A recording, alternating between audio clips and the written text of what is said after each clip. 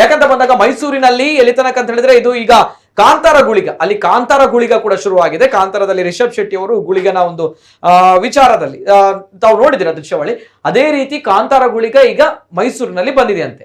ಆ ಕೋಲವನ್ನ ನೋಡಿ ಜನರು ನಾವು ಸಿನಿಮಾದಲ್ಲಿ ನೋಡಿದ್ದೀವಿ, ಈಗ ಲೈವ್ ಆಗಿ ನೋಡ್ಲಿಕ್ಕೆ ನಮ್ಗೆ ಅವಕಾಶ ಸಿಕ್ಕಿದೆ, ಮಂಗಳೂರಿಗೆ ಹೋಗುವಂತಹ ಪರಿಸ್ಥಿತಿ ಇಲ್ಲ ಅನ್ನುವಂಥದ್ದು ಹೇಳಿದ್ದಾರೆ. ಅವರೊಂದು ಅಭಿಪ್ರಾಯವನ್ನು ವ್ಯಕ್ತಪಡಿಸಿದ್ದಾರೆ. ಕಾಂತಾರ ಗುಳಿಗ ಯಾವ ರೀತಿ ಇದೆ ನಾನು ನೋಡ್ಲಿಲ್ಲ, ನನ್ನ ಜೀವನದಲ್ಲಿ ಫಸ್ಟ್ ಟೈಮ್ ನೋಡೋದು ಕಾಂತಾರ ಗುಳಿಗ, ನೋಡ್ಕೊಂಬನ್ನಿ.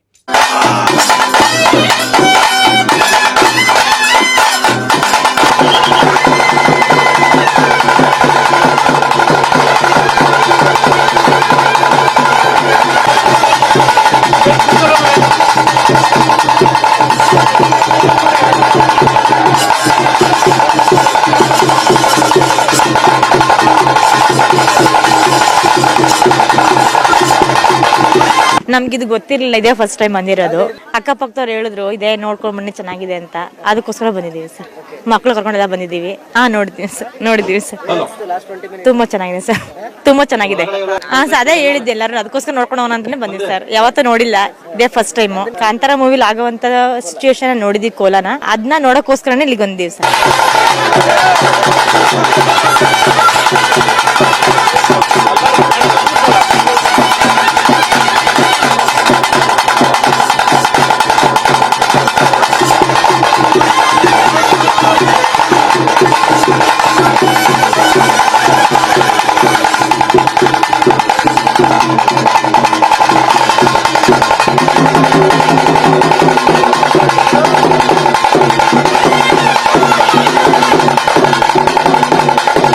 ಕಾಂತಾರ ಮೂವಿ ನೋಡಿದ್ಮೇಲೆ ಇಲ್ಲಿಗೆ ಬಂದು ನೋಡಾದ್ಮೇಲೆ ರಿಯಲಿ ಅದೇ ಥರ ಇದೆ. ನೋಡ್ಬಿಟ್ಟು ನಮಗೆ ರೋಮಾಂಚನ ಆಯಿತು, ಇದು ನೋಡಿ ಒಂಥರ ಶಾಕ್ ಥರ ಆಯಿತು. ಅಲ್ಲಿ ಮೂವಿಲಿ ಏನು ನೋಡಿದ್ವಿ ಅದೇನೇ ನಾವು ಇಲ್ಲಿ ನೋಡಿದ್ದಾಯಿತು. ಬಟ್ ತುಂಬ ಚೆನ್ನಾಗಿದೆ. ನಾನು ಆಯಿತು ನೋಡೋಣ, ಮೂವಿಲಿ ನೋಡಿದ್ನಲ್ಲ ರಿಯಲಿ ನೋಡಬೇಕು ಅಂತೇಳಿ ನಾನು ಕೂಡ ಬಂದು ನೋಡಿದಾಗ ಸ್ವಲ್ಪ ರೋಮಾಂಚನ ಆಯಿತು. ಹೇಗಾಗುತ್ತೆ ಸೇಮ್ ಅಲ್ಲಿ ಯಾವ ಥರ ಆಗುತ್ತೆ ಅದೇ ಥರ ಇಲ್ಲೂ ಕೂಡ ಆಯಿತು. ತುಂಬಾ ಚೆನ್ನಾಗಿದೆ ನೋಡಿ, ತುಂಬ ಖುಷಿನೂ ಕೂಡ ಆಯಿತು ನಮಗೆ. ಫಿಲಿಮಲ್ಲಿ ನೋಡಿದ್ದೆ, ಲೈವಲ್ಲಿ ನಿಜವಾಗಿ ನೋಡಿದೆ, ತುಂಬ ಮೈರಮ ಜುಮ್ ಅನ್ನಿಸ್ತು. ಈ ಥರ ನಾವು ನೋಡೋಕ್ತಿವೋ ಗೊತ್ತಿರಲಿಲ್ಲ, ಬಟ್ ತುಂಬ ಅದ್ಧೂರಿಯಾಗಿ ಕಣ್ಣು ತುಂಬಿಸ್ಕೊಂಡಿದ್ದೀವಿ. ಈ ದೃಶ್ಯ ನೋಡಿ ಮೈನ ಮೇಲೆ ನಡೆದ್ಬಿಡ್ತು. ಅದ್ಧೂರಿಯಾಗಿ ಈ ಒಂದು ಕಾರ್ಯಕ್ರಮವನ್ನು ನಮ್ಮ ಮೈಸೂರು ನಡೆದಿದೆ, ತುಂಬ ಖುಷಿಯಾಗುತ್ತೆ. ಖಂಡಿತವಾಗ್ಲೂ ನಮ್ಮ ಫ್ಯಾಮಿಲಿ, ನಮ್ಮ ಅಕ್ಕಪಕ್ಕ ಜನ ಬಂದು ತೋರಿಸ್ತೀನಿ, ಬಂದಿಲ್ಲ ಈ ಥರ ಬಂದು ನೋಡಿ ಅಂತ. ಕಾಂತಾರ ಮೂವಿ ತುಂಬಾ ಚೆನ್ನಾಗಿದೆ. ಅಲ್ಲಿ ಬರೀ ಮೂವಿಲಿ ನೋಡಿದ್ದು, ಲೈವ್ ಆಗಿ ನೋಡೋದಂತೂ ಸಿಕ್ಕಾಪಟ್ಟೆ ಭಯ ಆಗಿತ್ತು ನಂಗಂತೂ. ಮಾತ್ರ ಮಸ್ತಾಗಿತ್ತು. ಅದ್ರ ಪಕ್ಕದಲ್ಲೇ ಕೂತಿದೆ ಅಲ್ವಾ, ಇನ್ನೂ ಸ್ವಲ್ಪ ಫುಲ್ಲು ನರ್ವಸ್ ಆಗ್ಬಿಟ್ಟಿದ್ದು. ಮಾತ್ರ ತುಂಬಾ ಖುಷಿ ಆಯ್ತು ನೋಡಿ. ಫಸ್ಟ್ ಟೈಮ್ ಅಲ್ವಾ, ತುಂಬಾನೇ ಖುಷಿ. ಕೋಲ ನಡೀತಾ ಇರೋದು, ನಾವು ಅಲ್ಲಿ ಮಂಗಳೂರಿಗೆ ಅಲ್ಲಿ ಇಲ್ಲೆಲ್ಲ ಹೋಗಿ ನೋಡ್ಬೇಕಾಗಿತ್ತು. ಸೊ ಈಗ ಮೈಸೂರಲ್ಲೇ ಆಗ್ತಿದೆ. ಬಹಳಷ್ಟು ಬೇಸರ ಆಗುತ್ತೆ. ನನ್ನ ಬಳಿ ಪದಗಳಿಲ್ಲ. ತಾವುಗಳು ಗಮನಿಸಿದ್ದೀರಾ, ಇದು ಕಾಂತಾರ ಗುಳಿಗ ಅಂತೆ ಚಿತ್ರದಲ್ಲಿ ನಾವು ನೋಡಿದ್ದೇವೆ. ಆದ್ರೆ ಈಗ ನೋಡಿ ನಮ್ಗೆ ಖುಷಿಯಾಗಿದೆ ಅಂತಂದ್ರೆ, ಯಾರು ಅಲ್ಲಿ ದೈವವನ್ನ ಕಟ್ಟಿದ್ದಾರೆ, ಯಾರು ಅಲ್ಲಿ ಈ ದೈವವನ್ನ ಆರಾಧನೆ ಮಾಡಿದ್ರೆ ನಮ್ಗೆ ನಿಜವಾಗ್ಲೂ ಕೂಡ ಇಷ್ಟವರೆಗೂ ಕೂಡ ಯಕ್ಷ ಪ್ರಶ್ನೆ.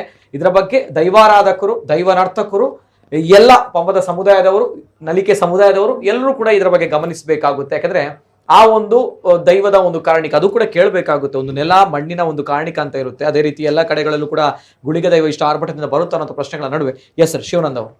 ಆಕ್ಚುಲಿ ನಾನು ಈಗಿನ ನೀವೇನು ತೋರಿಸಿದ್ದೀರಿ, ಮೊದಲಾಗಿ ನಾವು ವಿಮರ್ಶೆ ಮಾಡಬೇಕಾದ್ರೆ ಈ ಕಲೆಯಲ್ಲಿ ತುಳುನಾಡಲ್ಲಿ ಎರಡು ಕಲೆ ಅಂತ ಇದೆ. ನಾವು ಅದಕ್ಕೆ ಎರಡು ಅರ್ಥ ಇದೆ. ಒಂದು ಕಲೆಯಲ್ಲಿ ಕಲೆ ಅಂತ ಹೇಳಿದ್ರೆ ಕಾರ್ಣಿಕ, ಇನ್ನೊಂದು ಕಲೆಯಲ್ಲಿ ಕಲೆ ಅಂತ ಹೇಳಿದ್ರೆ ಕಪ್ಪು ಚುಕ್ಕೆ. ಇದು ನಮ್ಗೆ ಕಪ್ಪು ಚುಕ್ಕೆ ಅಂತ ಆಗಿದೆ ತುಳುನಾಡಿನ ಜನತೆಗೆ. ಇನ್ನೊಂದು ವಿಡಿಯೋ ನೋಡಿದೆ, ಏನಂತ ಹೇಳಿದ್ರೆ ಒಂದು ಕೊರಗಜ್ಜ ಒಂದು ಮಗುವನ್ನ ತನ್ನ ಕೈಯಲ್ಲಿ ಇಟ್ಕೊಂಡು ಕನ್ನಡದಲ್ಲಿ ಮಾತಾಡುವಂಥದ್ದು ನೀವು ನೋಡಿರ್ಬೇಕು, ಗೊತ್ತಿಲ್ಲ. ಈಗ ನಾನು ಆಗ್ಲೇ ಹೇಳಿದ್ದೆ, ಈಗ ಈ ಮೊದಲು ಕೆಲವೊಂದು ದೈವಗಳು ಕೆಲವೊಂದು ಕ್ಷೇತ್ರಗಳಲ್ಲಿ ಹೋಗಿದೆ, ಎಷ್ಟೋ ವರ್ಷಗಳಿಂದ ದೈವ ನೇಮಗಳು ಅದು ವ್ಯವಸ್ಥಿತವಾಗಿ ನಡೀತಿದೆ ಎನ್ನುವಂತ ನಾವು ಹೇಳಿದ್ರೆ ನಾವು ಒಪ್ಕೊಂಡಿದ್ದೇವೆ, ಆಗ್ತಾ ಇದೆ. ಆದ್ರೆ ಈಗಿನ ಕಾಲಘಟ್ಟದಲ್ಲಿ ಈಗ ಹೊಸದಾಗಿ ಏನಾಗ್ತದೆ, ಇದು ಕಾಂತಾರದಿಂದಲೂ ಜಾಸ್ತಿ ಮುಂದೆ ಹೋಗ್ಬೋದು. ಯಾಕಂತ ಹೇಳಿದ್ರೆ ಇದೊಂದು ಕಮರ್ಷಿಯಲ್ ಬಿಸ್ನೆಸ್ ಅಂತ ನಾವು ಹೇಳ್ಬೋದು ಖಂಡಿತವಾಗಿ. ಈಗ ಅದು ಹೇಳ್ಬೋದು, ಯಾಕಂತಂದ್ರೆ ಮುಂಬೈನಲ್ಲಿ ಕೋಲಾಗಿದೆ, ಈ ಮೇಲೆ ಮುಂಬೈಲಿ ಹೋಗ್ತಾ ಇದ್ರು ಈ ತರ ಅಂತ ಹೇಳಿದ್ರೆ, ನಾವು ವಿದೇಶಗಳಲ್ಲಿ ಇದ್ದವರು ಕೂಡ ಒಂದು ಕುಟುಂಬದ ದೇವರ ನೇಮ ಆಗುವಾಗ ಅಥವಾ ಮುಂಬೈಯಲ್ಲಿ ಇದ್ದವರು ಕೂಡ ಅವರ ಎಷ್ಟೋ ಕಷ್ಟಗಳಿದ್ರು, ಅವರ ವೈಯಕ್ತಿಕವಾದ ಎಂತ ವಿಚಾರಗಳಿದ್ರು, ಬಂದು ತಮ್ಮ ಮನೆ ಕುಟುಂಬದಲ್ಲಿ ಸಾನ್ನಿಧ್ಯದಲ್ಲಿ ಇಟ್ಕೊಂಡು ನಮ್ಮನ್ನು ಕಾಯ್ಬೇಕು ಎನ್ನುವಂಥದ್ದನ್ನ ಅಂಗಲಾಚಿ ಬೇಡುವಂತ ಒಂದು ಪರಿಸ್ಥಿತಿಯನ್ನು ನಾವು ಕಂಡಿದ್ದೇವೆ. ಅಷ್ಟು ಭಕ್ತಿಪೂರ್ವಕವಾಗಿ ನಾವು ಅದನ್ನು ಒಪ್ಕೊಳ್ಬೇಕು. ವಿದೇಶದಲ್ಲಿ ಇದ್ದವರು ಬರ್ತಾರೆ. ಈಗ ಮುಂಬೈಯಲ್ಲಿ ಮೊದಲೆಲ್ಲ ಇತ್ತು ಅಂತ ಹೇಳಿದ್ರೆ ಅದು ವ್ಯವಸ್ಥಿತವಾಗಿ ತುಳುನಾಡಿನ ಯಾರು ಮಾಡೋದು? ನಮ್ಮವರೇ. ಮುಂಬೈಯಲ್ಲಿ ಯಾರು ಇದ್ದಾರೆ? ಮುಂಬೈಯಲ್ಲೇ ಮರಾಠಿಯಲ್ಲೋ ಹಿಂದಿಯಲ್ಲೋ ದೈವಗಳು ಏನು ಮಾತಾಡ್ತೇವೆ ಅಂತ ಅದು ವಾಸ್ತವವಾಗಿ ವ್ಯತ್ಯಾಸ ಆಗಿದೆ ಎನ್ನುವಂಥದ್ದು ನಾವು ಹೇಳ್ಬೋದು.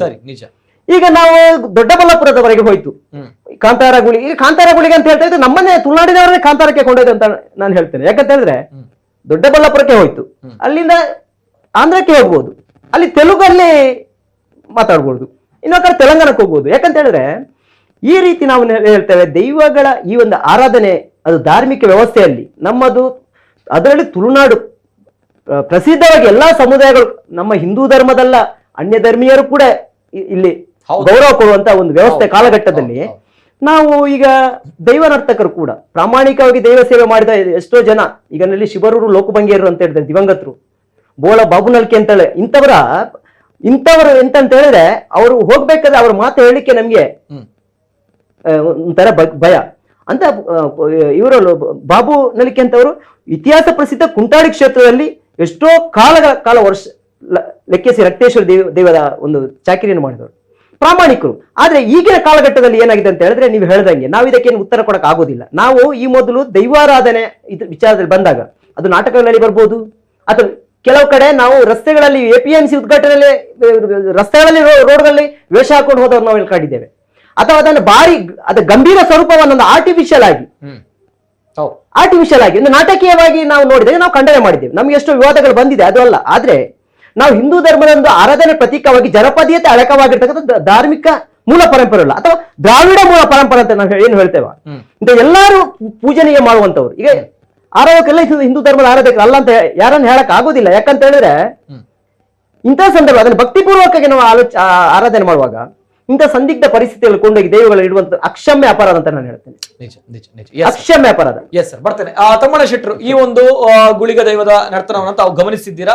ಹೊಸದಾಗಿರುವಂತ ಕಾಂತಾರ ರಾಜಗುಳಿಗ ಏನ್ ಹೇಳ್ತಾರೆ ನೋಡಿ. ಅಲ್ಲಿ ಯಾರು ಗುಳಿಗನ ವೇಷವ ಏನೋ ಆ ಕಾಂತಾರ ಗುಳಿಗನ ಹಾಕಿದ್ದಾರೆ, ದಯವಿಟ್ಟು ಅವರನ್ನೊಂದು ಸಂಪರ್ಕಿಸಿ. ಇಲ್ಲಿಯ ಇದಕ್ಕೆ ಬರೇ ನಾವು ಇಲ್ಲಿಯ ದೈವ ನರ್ತಕರು ಮಾತ್ರ ಇದು ಅಲ್ಲ, ಎಲ್ಲ ಇಡೀ ಇದರ ದೈವಾರಾಧಕರ ಗುತ್ತು ಸಮಾಜ ಗ್ರಾಮ ಎಲ್ಲವೂ ಇದರ ಮೇಲೆ ನಾವು ಜವಾಬ್ದಾರಿಯುತವಾಗಿ ಇದರಲ್ಲಿ ಕೆಲಸ ಮಾಡ್ಬೇಕು. ಯಾಕಂತ ಹೇಳಿದ್ರೆ ಒಂದೆರಡು ಜನ ಮಾಡಿದಂತ ಈ ತೊಂದರೆಯಿಂದ ಇಡೀ ದೈವ ನರ್ತಕರಿಗೆ ಒಂದು ಕಪ್ಪು ಚುಕ್ಕಿ ಬರುವ ಹಾಗೆ ಆಗ್ಬಹುದು. ಅಕಲ್ಬೋದು ಕಟ್ಟಿಯರಿಗೆ, ಮುಗುಲ್ಬೋದು ಕಟ್ಟಿಯರಿಗೆ ಅಂತ ಕಟ್ಟಿದ್ಯಾರ 3-4 ಜನ ಕಟ್ಟಿದ್ದಾರೆ. ದಯವಿಟ್ಟು ಆ ಮನುಷ್ಯನನ್ನು ತರಿಸಿ ಆತನಿಗೆ ಒಂದು ಒಳ್ಳೆಯ ಜಾಗದಲ್ಲಿ ಒಂದು ಸರಿಯಾದ ರೀತಿಯಲ್ಲಿ ಇಲ್ಲಿಯ ದೈವಾರಾಧನೆ ಎಂಬುದು ಅದರ ಏನು ಮಹತ್ವ, ಅದು ಯಾಕೆ ನೋಡಿ. ಆಗ ಒಂದು ಘಟ್ಟ ಬರ್ತನ ಅಂತ ಒಂದು ಕಾರ್ಯಕ್ರಮ ಆಯಿತು. ಯಾಕೆ ಸ್ಪಷ್ಟತೆ ನಮ್ಗೆ ಆಗ್ಬೇಕು. ದೈವಗಳು ಘಟ್ಟ ಹತ್ತುವುದಲ್ಲ, ದೈವಗಳನ್ನು ಇಲ್ಲಿ ಪಾಲಿಸುತ್ತಿರುವಂತ ಚಾಕಿರಿ ವರ್ಗಗಳು ಮನೆಯವರೆಲ್ಲರೂ ಇಲ್ಲಿ ಆಟಿಯ ಸಮಯದಲ್ಲೆಲ್ಲ ಸ್ವಲ್ಪ ಸಾಗೋಲಿ ಎಲ್ಲ ಮುಗಿದ ನಂತರ, ಇಲ್ಲಿಯ ಒಂದು ಸಾಗೋಲಿ ಮುಗಿದ ನಂತರ ಸ್ವಲ್ಪ ಬೇಗ ಆಗ್ತಿತ್ತು. ಇಲ್ಲಿಂದ ತನ್ನ ಹೊಟ್ಟೆಪಾಡಿಗೋಸ್ಕರ 3-4 ತಿಂಗಳು ಘಟ್ಟಕ್ಕೆ ಹೋಗಿ ಕಾಫಿ ಎಸ್ಟೇಟ್ಗಳಲ್ಲಿ ಕೆಲಸ ಮಾಡಿಕೊಂಡು ಮತ್ತೆ ಇಲ್ಲಿ ಕೊಯ್ಲು 3-4 ತಿಂಗಳಾದ ನಂತರ ಇಲ್ಲಿ ಬರುವಂಥದ್ದೆಲ್ಲ ರೂಢಿ ಎಲ್ಲ ಇತ್ತು. ಘಟ್ಟಕ್ಕೆ ಹೋಗಿ ಹೊಟ್ಟೆಪಾಡಿಗೆ ಹೋಗಿ ಕೆಲಸ ಮಾಡಿ ಬರುವಂತ ಎಲ್ಲ ರೂಢಿ ಇತ್ತು.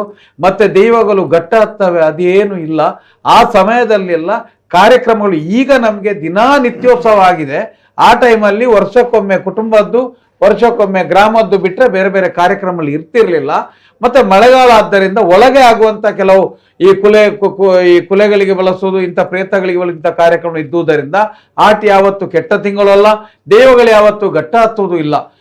ಆದ್ದರಿಂದ ಯಾವುದೇ ಕಾರಣಕ್ಕೂ ನೋಡಿ, ಇದನ್ನು ಯಾರಾದ್ರೂ ಇಲ್ಲಿ ಇರುವಂತ ಇಲ್ಲಿಯ ನೀರು, ಇಲ್ಲಿಯ ದೈವವನ್ನು ನಂಬುವವರು ಇದನ್ನು ಅಲ್ಲಿಯೂ ಮಾಡಬಹುದು, ಘಟ್ಟದಲ್ಲಿಯೂ ಮಾಡಬಹುದು, ಬೊಂಬೈಯಲ್ಲಿ ಮಾಡಬಹುದು ಅಂತ ಹೇಳುವವರಿಗೆ ಸ್ಪಷ್ಟವಾದ ಕಿಮ್ಮತ್ತು. ನೀವು ಇಲ್ಲಿಯ ಮಣ್ಣನೊಂದು ಮಾತಿದೆ, ಮಣ್ಣು ತುಚ್ಚಿನ ನಾಂಡ ಮರ್ದಿಜ್ಜಿ ಮರಿತುಚ್ಚಿನ ಮಣ್ಣು ತುಚ್ಚಿನ ಮರ್ದಿಜ್ಜಿ ಅಂತ. ಈ ಮಣ್ಣಿಗೆ ನೀವು ಮಾಡ್ತಾ ಇದ್ದೀರಾ ದೋಷವನ್ನು ನೆನಪಿಡಿ. ಯಾರು ಇವತ್ತು ಅದನ್ನು ಅಲ್ಲಿ ನಡೆಯುವಂತ ಈ ಒಂದು ವಿಕೃತ ವ್ಯವಸ್ಥೆಯನ್ನ ಇಲ್ಲಿಯ ನೀರು ಕುಡಿದು ಇಲ್ಲಿಯ ದೈವವನ್ನು ನಂಬುವಂತ ಯಾರೊಬ್ರು ಅವರ ಪರವಾಗಿ ಮಾತಾಡಿ ಈ ವಿಚಾರವನ್ನ ನೀವು ವಾದಿಸಿದ್ರೆ ಖಂಡಿತವಾಗಿಯೂ ಅದು ಈ ಶಕ್ತಿಗಳು ನಿಮ್ಮನ್ನು ಬಿಡ್ಲಿಕ್ಕಿಲ್ಲ.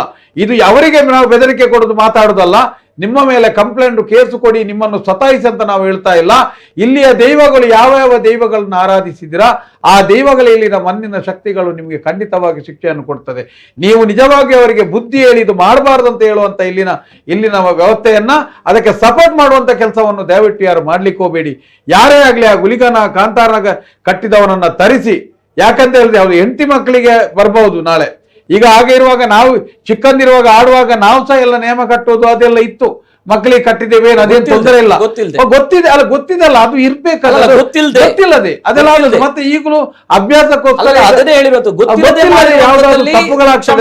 ತಪ್ಪುಗಳಾಗ್ತದೆ. ಇಲ್ಲ, ದೈವ ಯಾವತ್ತು ನೋಡಿ ಈಗ ಅವನು ನಿಮ್ಮನ್ನು ಈ ಒಂದೇ ಲೆಕ್ಕದಲ್ಲಿ ಶಿಕ್ಷೆ ಕೊಡ್ಲಿಕ್ಕೆ ಹೋಗುದು, ನಿಮ್ಮನ್ನು ಸ್ವಲ್ಪ ತಿಳಿಯದೆ ಆದ್ರೆ ಮಾಪು ಕೊಡು ಹೋಗು ಒಳ್ಳೇದಾಗ ಅಂತೇಳಿ ನಮ್ಗೆ ಅದು ಬುದ್ಧಿಯನ್ನು ಕೊಡ್ತದೆ. ಆದ್ದರಿಂದ ದಯವಿಟ್ಟು ಯಾವುದೇ ಕಾರಣಕ್ಕೂ ಆಗುಂಬೆ ಶೀರಾಡಿ ಈ ಘಟ್ಟದ ಬರಿದು ಸಮುದ್ರದ ಬರಿಮುಟ್ಟ ಎಂಬ ಏನೋ ಒಂದು ನುಡಿ ಇದೆಯಾ, ಅದರ ಕೆಳಗಡೆಯೇ ದೈವಾರಾಧನೆ, ಅದರ ಕೆಳಗಡೆಯೇ ರೀತಿ ನೀತಿಗಳಾಗಬೇಕೇ ವಿನ ಯಾವುದೇ ಕಾರಣಕ್ಕೂ ಎಲ್ಲೆಲ್ಲಿ ಆಗ್ಲಿಕ್ಕೆ ಸಾಧ್ಯ ಇಲ್ಲ. ಅದು ಎಲ್ಲಿ ಆಗ್ಬೇಕು, ಯಾವುದೇ ಕಾರಣಕ್ಕೂ ಇಲ್ಲಿಂದ ಭಂಡಾರವನ್ನು ಕೊಂಡೋದ ಇತಿಹಾಸ ಇದೆಯಾ? ಶೀರಾಡಿ ಘಾಟಿದಲ್ಲಿ ಭಂಡಾರ ಹೋಯ್ತು, ಭಂಡಾರ ಶೀರಾಡಿ ಘಾಟಿಯವರೆಗೆ ಶ್ರೀರಡ್ತಾಯನ ಗಡಿಯವರೆಗೆ ಹೋದದ್ದಿದೆ, ಆ ಕಡೆ ನಾವು ಚಾರ್ಮಾಡಿ ಹತ್ರ ಹೋದದ್ದಿದೆ. ಅಲ್ಲ ಮೇಲೆ ಸಕಲೇಶ್ವರದಲ್ಲಿ ಒಂದು ದೈವದ ಭಂಡಾರ ಹೋಗ್ತಿತ್ತು ಅಂತ ಯಾರಾದ್ರೂ ನೋಡಿದ್ದು ಉಂಟ ಇತ್ತಿನವರೆಗೆ? ಇತ್ತ ಅಂದ್ರೆ ಹೋಗ್ಲಿಕ್ಕಿಲ್ಲ, ಯಾವುದೇ ಕಾರಣಕ್ಕೆ ಹೋಗ್ಲಿಕ್ಕಿಲ್ಲ. ಆದ್ದರಿಂದ ದಯವಿಟ್ಟು ಇಲ್ಲಿರುವಂತ ಎಲ್ಲಾ ದೈವ ಭಕ್ತರೆಲ್ಲರೂ ಸೇರಿ, ಮತ್ತೆ ಈಗ ಯಾರು ಅದು ಹೋಗ್ಬೋದು ಮಾಡ್ಬೋದು ಅಂತ ಹೇಳ್ತಾ ಇದ್ದೀರಾ, ತಾವೆಲ್ಲರೂ ಸತ್ಯ ಒಮ್ಮೆ ನಿಮ್ಮ ದೈವವನ್ನ, ನಿಮ್ಮ ಹಿರಿಯ, ನಮ್ಮ ಕಳೆದು ಹೋದ ಗತಿಸಿದಂತ ಹಿರಿಯರನ್ನು ನೆನೆಸಿ ನಾವು ಮಾಡಿದ ತಪ್ಪಿಗೆ ಕ್ಷಮೆ ಆದೀತು. ಯಾವುದೇ ಕಾರಣಕ್ಕೂ ಇಲ್ಲಿದ್ದ ಅಸ್ಮಿತತೆ, ಇಲ್ಲಿಯ ದೈವಾರಾಧನೆ, ಇಲ್ಲಿಯ ಸಂಪ್ರದಾಯವನ್ನ ಉಳಿಸುವಂತ ಕರ್ತವ್ಯ ಪ್ರತಿಯೊಬ್ಬನಲ್ಲೂ ಇದೆ. ನಾವು ಮಾಡಲೇಬೇಕಾಗ್ತದೆ. ಎಲ್ಲಿ ಆಗಿದೆ ಇದು ಖಂಡನೀಯ. ಬಾಂಬೆಗೆ ಸಮೇತ ಒಂದು ಕೆಲವು ವರ್ಷಗಳಿಂದ ಹೋಗಿದೆ, ಅದು ತಪ್ಪೇ. ಯಾಕಂತ ಹೇಳಿದ್ರೆ ನಮ್ಗೆ ಆ ಸಮಯದಲ್ಲಿ ಇಲ್ಲಿ ಯಾಕಂತ ಹೇಳಿದ್ರೆ ಇಲ್ಲಿ ಎಲ್ಲ ಕಡೆ ಇನ್ನು ಸಾಮಾನ್ಯ ಜನರಿಗೆ ಮಾತಾಡ್ಲಿಕ್ಕೆ ಸ್ವಲ್ಪ ಕಷ್ಟ ಇತ್ತು. ಈ ಸಮಯದಲ್ಲಿ ಏನ್ ಧೈರ್ಯ ಆಗಿದೆ, ದೇವರು ಇದು ಜ್ಞಾನದ ಯುಗ, ಎಲ್ಲರೂ ಆಲೋಚನೆ ಮಾಡ್ತಾರೆ, ಎಲ್ಲರಿಗೂ ಆ ದೀಪನಂತವರ ನಮ್ಮ ಇಂಥವರೆಲ್ಲ ಸಾಕಾರ ಇದ್ದುದರಿಂದ ಎಲ್ಲರೂ ಪ್ರಶ್ನೆ ಮಾಡ್ತಾರೆ. ಇಲ್ಲಿ ಒಂದಂತೂ ಸ್ಪಷ್ಟ, ಎಲ್ಲ ವರ್ಗದಲ್ಲಿಯೂ ಎಲ್ಲ ಪುರೋಹಿತರಲ್ಲೂ ಒಂದಷ್ಟು ಇದ್ದಾರೆ, ನರ್ತಕ ವಿಭಾಗದಲ್ಲೂ 2-3 ಇದ್ದಾರೆ, ಮತ್ತೆ ದರ್ಶನ ಪಾತ್ರಿಗಳು ಇದ್ದಾರೆ, ಚಾಕಿರಿ ಅವರು ಇದ್ದಾರೆ. ದಯವಿಟ್ಟು ಮನುಷ್ಯರನ್ನ ಮೋಸ ಮಾಡಬೇಡಿ. ದಯವಿಟ್ಟು ಮತ್ತೆ ಆರಾಧನೆ ಮಾಡುವವರು ಇಲ್ಲಿ ಘಟ್ಟದ ಮೇಲಿಗಿಂತಲೂ ಇಲ್ಲಿ ಅವರು ಆಲೋಚನೆ ಮಾಡಿ. ನಿಮಗೆ ಮನೆಯಲ್ಲಿ ಪೂಜೆ ಮಾಡ್ಲಿಕ್ಕೆ, ಅಗೆಲು ಕೊಡ್ಲಿಕ್ಕೆ, ದೈವ ನಂಬಲಿಕ್ಕೆ ಕಷ್ಟ ಆದ್ರೂ ಚಿಂತೆ ಇಲ್ಲ. ನೀವು ಒಂದು ಇದ್ದ ದೈವಕ್ಕೆ ಹೋಗಿ ಅಡ್ಡ ಬೀಳಿ, ಅಲ್ಲ ಯಾರಾದ್ರೂ ಹತ್ತಿರದ ಈಶ್ವರ ದೇವಸ್ಥಾನಕ್ಕೆ ಒಂದು ರುದ್ರಾಭಿಷೇಕ ಮಾಡ್ಕೊಂಡು ದೇವರ ದೇವಸ್ಥಾನಕ್ಕೆ ಮಾಡ್ಕೊಂಡು ಸಾಲ ಮಾಡ್ಕೊಂಡು ಜೀವನವನ್ನು ಸತಾಯಿಸಿದು ಮಾಡಬೇಡಿ. ಮತ್ತೆ ಎಷ್ಟು ದೊಡ್ಡ ಪ್ರಶ್ನೆಯನ್ನು ಜ್ಯೋತಿಷರು ಪಟ್ಟಿ ಕೊಟ್ಟರು ಅವನ ಎದುರೇ ಅರ್ಧ ಬಿಸಾಡಿ. ಅದಕ್ಕೆ ಆ ದೋಷ ಬಂದ್ರೆ ನಮ್ಮಂತವರಿಗೆ ಬರಲಿ. ಯಾವ ಕಾರಣಕ್ಕೂ ಮೊನ್ನೆ ಒಂದು ಪಟ್ಟಿ ಪ್ರಕಾರ ನಾನು ನೋಡಿದೆ, ಅದರಲ್ಲಿ ಗೋವತ್ಯೆ, ಬ್ರಾಹ್ಮಣತ್ಯೆ, ನಮ್ಮ ಹಿರಿಯವರಿಗೆ ಬ್ರಾಹ್ಮಣನೇನು ಹೊಡಿಲಿಕ್ಕೂ ಟೈಮ್ ಇರಲಿಲ್ಲ, ಗೋವತ್ಯೆ ಮಾಡ್ಲಿಕ್ಕೂ ಟೈಮ್ ಇಲ್ಲ, ನಾಗನನ್ನು ಕೊಲ್ಲಿಕ್ಕೂ ಟೈಮ್ ಇಲ್ಲ. ಯಾಕಂದ್ರೆ ಹೇಳಿದ್ರೆ ಒಂದು ಕಡೆ ಹೊಟ್ಟೆ ಇಲ್ಲ ಸ್ವಾಮಿ ನಮ್ಗೆ, ಒಂದು ಕಡೆ ಮಕ್ಕಳಿಗೆ ವಿದ್ಯಾಭ್ಯಾಸ ಕೊಡ್ಬೇಕು, ಮದುವೆ ಕೊಡ್ಬೇಕು. ಇಲ್ಲಿ ಎಷ್ಟೊತ್ತಿಗೆ ನಾವು ಬ್ರಾಹ್ಮಣನಿಗೆ ಹೊಡೆಯುವುದು, ಎಷ್ಟೊತ್ತಿಗೆ ನಾವು ಗೋವಿಗೆ ಹೊಡೆಯುವುದು, ಎಷ್ಟೊತ್ತಿಗೆ ಎಲ್ಲವನ್ನ ಪಟ್ಟಿ ಬಿಸಾಡಿ, ಆ ಜ್ಯೋತಿಷನಿದ್ರು ಬಿಸಾಡಿ. ಯಾವುದೇ ಕಾರಣಕ್ಕೂ ಮನೆಯಲ್ಲಿ ಗಣೋಮಸ ಮಾಡಬೇಡಿ ನೀವು. ಯಾಕೆ ನಾನು ನಾಸ್ತಿಕನಾಗಿ ಹೇಳ್ತಾ ಇಲ್ಲ. ಒಂದು ಗಣೋಮಕ್ಕೆ 4,500 ತಗೊಂಡು ನನ್ನ ಹತ್ರ ಹೇಳಿದೆ, ಬೇಜಾರು ಮಾತಾಡಿದೆ. ನಾನು ಹೇಳಿದೆ 24 ಗಂಟು ಕಬ್ಬನ್ನು ಸೇವಿಸಲಿಕ್ಕೆ 4,500 ಅಲ್ಲ, ಒಂದು ಗಣೋಮಕ್ಕೆ 3 ಜನ ಹೋಗ್ಲಿಕ್ಕುಂಟ್ರ? ಒಂದು ದರ್ಶನಕ್ಕೆ 15,000. ಒಂದು ಹೆಂಗಸು ಕೂಗಿದೆ, ಬಂದವನಿಗೆ 2,000. ಅವನ ನಾನು ನೋಡಿದ್ದು ಬೆವರರಿಸಿದ ಪಟಗೋಡಿ ಅಂತ. ನನ್ನ ಯಾವ ಪುರೋಹಿತ ತಪ್ಪು ಮಾಡಿದ್ದಾರೆ, ಯಾವ ದರ್ಶನವನ್ನು ತಪ್ಪು ಮಾಡಿದಾನೆ, ಯಾವ ಮಾಣಿಚಿಲ್ಲವನ್ನು ತಪ್ಪು ಮಾಡಿದ್ದಾರೆ, ಎಲ್ಲವೂ ನಮ್ಮ ಹತ್ರ ಪಟ್ಟಿ ಸಮೇತ ಇದೆ. ಇಲ್ಲಿಯ ತುಳುನಾಡಿನ ಎಲ್ಲ ದೈವ ಭಕ್ತರಿಗೂ ನೀವು ನಿಮ್ಮ ಕುಟುಂಬದ ದೈವಕ್ಕೆ ಮತ್ತೆ ಗ್ರಾಮದ ದೈವಕ್ಕೆ 2 ಬೊಂಡ ₹1 ನಾಲ್ಕಾನೆ ಹಣ ಹಾಕಿ ಸಾಕು. ಆದರೆ ತಪ್ಪಿಯು ಮನೆಯಲ್ಲಿ ಈ ಪೂಜೆ ಗೀಜೆ ಮಾಡಬೇಡಿ. ಅಹಂಕಾರ ಬಂದೋಗಿದೆ, ದರ್ಶನ ಮಾಡಬೇಡಿ. ಅಹಂಕಾರ ಬಂದೋದ್ರೆ ಮನೆಗಳಲ್ಲಿ ದೈವವನ್ನು ನಂಬೇಡಿ. ನಮ್ಮ ಹಿರಿಯರು ಕೊಟ್ಟಂತ ಒಂದು ಕುಟುಂಬದಕ್ಕೆ ಹೋಗಿ ಅಡ್ಡ ಬಿದ್ದು ದೇವರು ಒಳ್ಳೇದು ಮಾಡ್ಲಿ ಅಂತ ಹೇಳುವಂಥದ್ದು ನಾವು ಮಾಡಿದ ಇಷ್ಟರಿಂದ. ಇವತ್ತು ಇಲ್ಲಿ ಸಹ ಅನೇಕ ಕಡೆಗಳಲ್ಲಿ ಇವತ್ತು ಕೊರಗಜ್ಜನ ಕೋಳ ಅಂಗಡಿ ಎಷ್ಟಾಗಿದೆ ಇಲ್ಲಿ ನೋಡ. ಅವರು ಕೂಡಿದ್ರೆ ಇಲ್ಲಿ ಕಾಣಿಕೆಗಳನ್ನು ಸ್ವೀಕರಿಸುವುದಿಲ್ಲ, ಅರಿಕೆ ಯಾರು ಹಾಕಬಾರದು, ಅರಿಕೆ ಡಬ್ಬಿ ಇಲ್ಲ ಅಂತ ಒಂದು ಬೋರ್ಡ್ ಅನ್ನು ಹಾಕ್ಲಿ. ಇವನಿಗೆ ಕನಸಲ್ಲಿ ಬಂದು ಈಗ ಅಜ್ಜನನ್ನು ನಂಬುದಲ್ಲ, ಊರಿನವನಾದ್ರೆ ಒಳಗಿನವನಾಗ್ಲಿ, ಯಾರಿಗೆ ಹಿಂಸೆ ಕೊಡುದು ಬೇಡ. ಇವನ ಲೆಕ್ಕದಲ್ಲಿ ನಾವು ಅಲ್ಲಿ ಯಾರು ಹಣ ಹಾಕದೆ ಬನ್ನಿ, ಆವಾಗ ಅಂಗಡಿ ಬಂದಾಗ್ತದೆ. ನಿಮ್ಗೆ ಬೇಕಾದದೆಂತ ಹಣ ಕೊಟ್ಟು ನೀವು ಕೊರಗಜ್ಜನ ಭಕ್ತಿಯನ್ನು ಪಡೆಯುವುದಾದ್ರೆ ಅಲ್ಲಿ ಆಗ ಹೋಗ್ಬೇಕು. ನೀವು ಅಡ್ಡ ಬೀಲಿ ನಯ ಪೈಸೆ ಹಾಕಿ ಬರಬೇಡಿ, ಹಣವೇ ಕೊಡಬೇಡಿ. ಯಾಕಂತ ಹೇಳಿದ್ರೆ ಈ ತರ ಆಗದಿದ್ರೆ ಒಂದು ದಿನ ನಾವು ನಮ್ಮ ಮಕ್ಕಳಿಗೆ ಸಮಸ್ಯೆ ಆಗಿ ಈ ದೈವಾರಾಧನೆ ಲಭಿಸ್ತದೆ. Okay sir.